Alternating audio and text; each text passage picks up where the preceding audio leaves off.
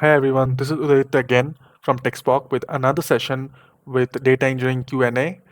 So a little bit of about myself. I have been working in data engineering domain for almost 9 years with various projects and involved in creating data pipelines for several clients. I also train candidates in this field to help them build an interview-ready profile with our comprehensive course covering all the necessary topics of data engineering. And I'm here with another session talking about Apache Spark. Usually, I'm covering all the data engineering questions and answers, and in this one, I'll be covering the question: what is Apache Spark? How it works? How the architecture looks like? And why did it come into play when there were other tools such as MapReduce or Apache Hive? Right. So before getting into the Apache Spark, we must understand that what would be the need of using Apache Spark, right? Uh, we have talked about Hadoop, we have talked about Apache Hive and ER. So Hadoop is the file storage where we keep the big data. That's it. Our work is done. It's a data lake. We can keep structured, non-structured, semi-structured, whatever data that may be required. We can just simply load the file over there. Then there is Apache Hive, which abstracts a schema on top of the data that's residing in Hadoop. Now, the reason why you use Hive is to get an outlook of the data, how it actually looks. We can simply draw some columns on top of the data. We can put a schema, field names, and we can do some SQL query for our analysis. But that's how it is. But if we want to pre-process data, if we want to say standardize some of the columns, if we want to enrich the data that we get from the ingestion source, in that case, Apache Spark is a much better tool to use in order to just process the data the way we want and then store it into any sort of storage system, be it Hadoop or AWS S3 or maybe Apache Hive. So that's where the Spark comes into picture. If I talk about the fundamentals of Apache Spark, what it actually is, it's an open source distributed computing system that provides an easy to use framework for processing large datasets quickly. Okay, note the first thing over here: in memory processing. So the Spark performs computation in memory, which significantly speeds up the data processing compared to traditional disk-based engines like MapReduce. So when I was discussing Hive, so I gave a brief idea about MapReduce that it became obsolete because of inconvenient features, and this is one of them, is that it does the data processing and stores the intermediate results, whatever is being processed, into the disk instead of memory. Now, disk means hard disk over here. Obviously, in any server, in any system, there would be certain amount of disk space. There would be RAM, there would be CPU cores and whatnot.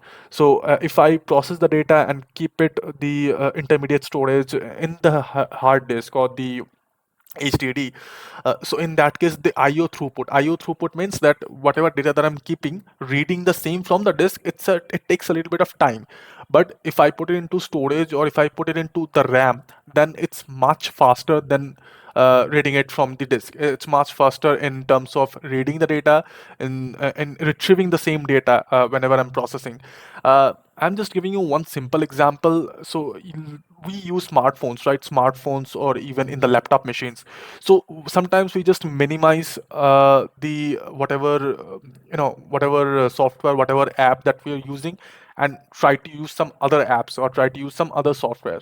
So what happens when we do a minimize? So that is not completely gone. The task is there stored in your RAM. So in your smartphone, obviously there is a RAM management system. So when you try to get back into that same app, you'll see that it's running in the backend. Okay, so basically in the RAM it was being stored, but if you completely clear it and then again if you want to start it again, the app from the phone, in that case it is not in the same position, and also it's reading from the memory storage of your phone. So okay, so that's how it basically works. So the intermediate result, if it is in RAM, then in that case the in-memory processing happens, and that's why Apache Spark is a very fast and also fault-tolerant distributed engine. Okay, now coming to the second point, which is kind of like self-explanatory: distributed computing. It distributes data processing across multiple nodes in a cluster, making it highly scalable and efficient for processing massive amounts of data.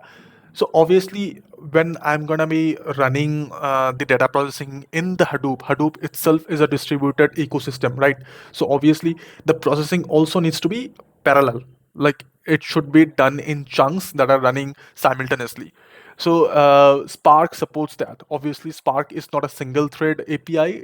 It supports the distributed network, or it supports processing data from multiple nodes. So that is the reason it is distributed computing. Second is the fault tolerance. So fault tolerance means if something happens in the API or in the Spark application, so to speak, then in that case it should be able to retrieve, or it should able to, keep on running and just forget about the issue that has happened in the backend. So Spark provides a fault tolerance through a feature called RDD, or resilient distributed datasets, which allows the system to recover data if a node fails during computation. Okay, so in Hadoop session, we talked about fault tolerance and how Hadoop achieves it, right? So Hadoop simply achieves it by replicating the data into different other nodes. So if one of the nodes go down, in that case, there are other nodes to take care of.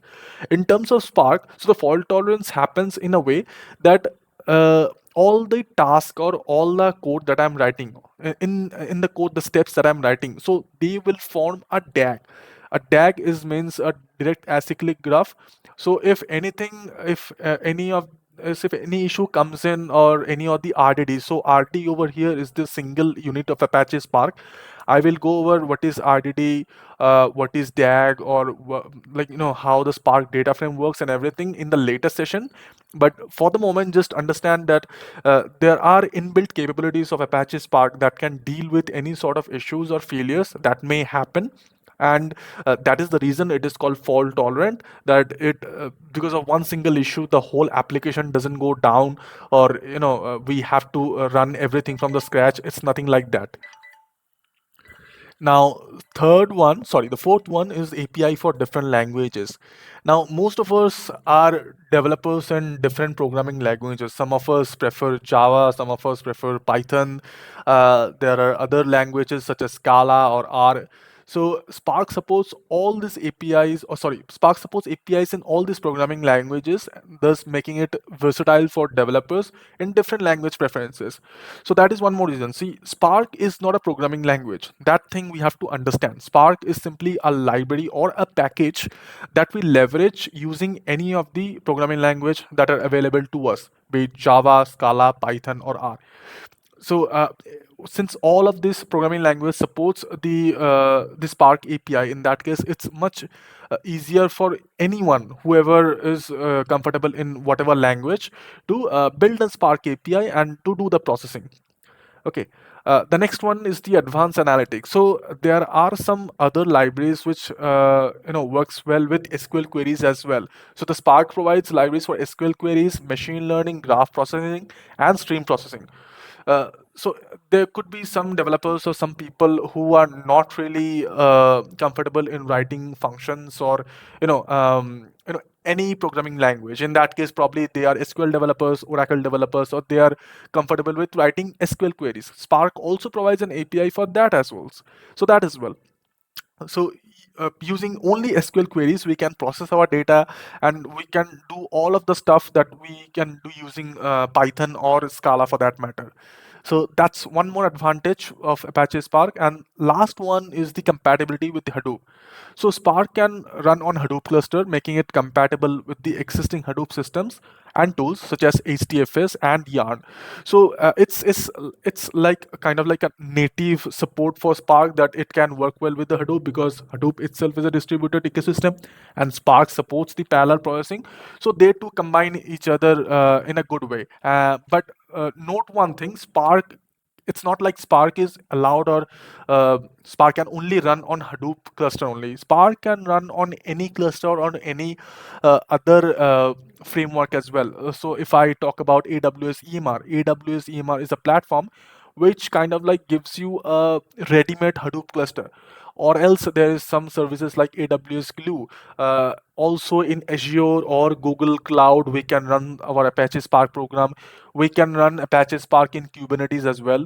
So these are the different platforms that Apache Spark supports on running. So that is one more advantage. While if we want to say process a vast amount of data, if we want to deal with big data, in that case, Apache Spark is the most user-friendly API that is available in the market right now.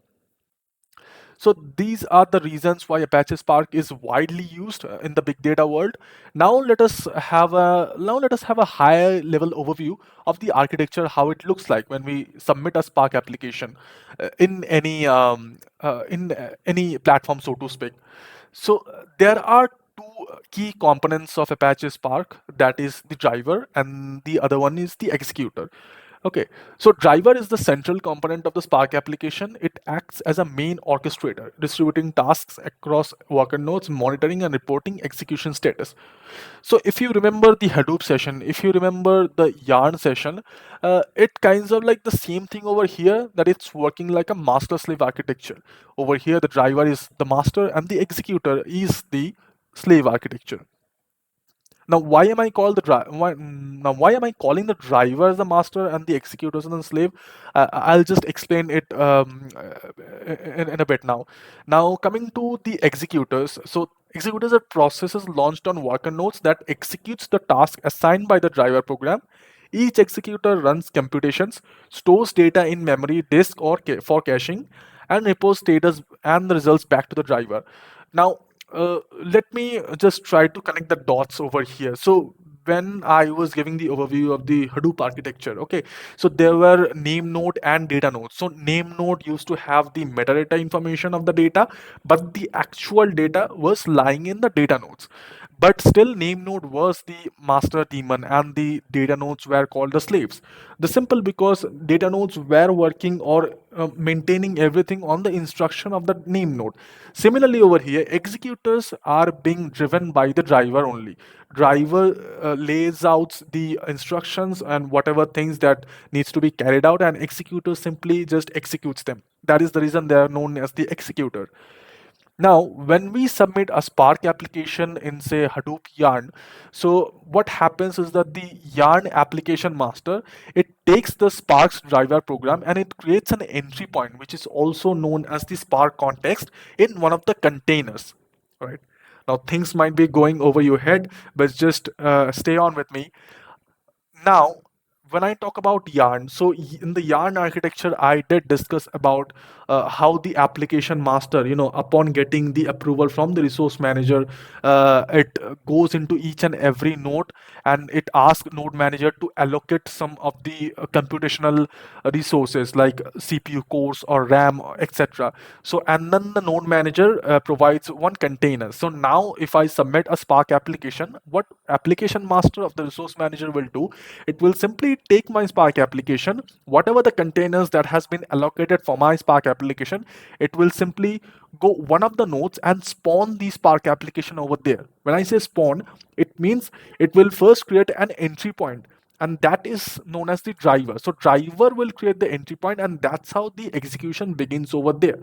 Okay, so once the driver is launched in one of the containers, then the driver will create the executors in the or launch the executors in different other nodes.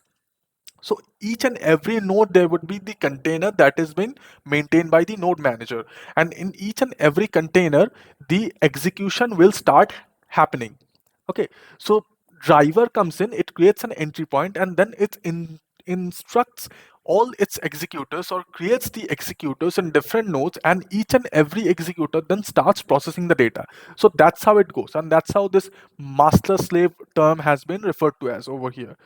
So that's how the Apache Spark works on each and every executor. Each and every executor will do the processing, will accumulate the result, and once that is done, so it will then get or collect the whole result and then give it back to the driver.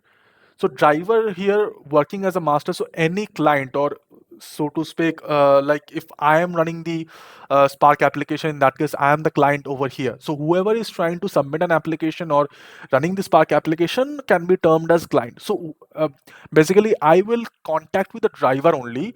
So once the processing is done, then the driver will fetch me the result only. Yes, it will communicate with the executors, it will accumulate all the the result set and everything, and then it will retrieve it back to me in the driver in form of, say, data frame, RDD, or whatever API that I'm trying to use. So it's much like the Hadoop architecture. Name node, the client always has to communicate with the name node. Then the name node will instruct the data nodes to read or write to and from the data, to and from the client, and then the client will be able to know what's the status of the read and write. So much like that, it's happening over here. So instead of name node and data node, over here there are driver and executors. So this is just a very high level overview of the Spark architecture. And in the coming sessions, I will talk about how the task stages, transformations, and actions look into Spark. What are the underneath operations that actually happens, and then we will start proceeding with the Spark code. How do we write a simple Spark code and get on with it? So that's all from this session. I hope you all liked it. If you want to know more, if you want to get more details about the course and what are the things that we cover, probably you can reach out to the TechSpark. We cover all the necessary tools in our data engineering course, such as the Spark, Hadoop, Hive, AWS, with hands-on coding and real-world project. And for any kind of assistance in the job, or if you want any sort of real-world project experience as well, we will help you with that.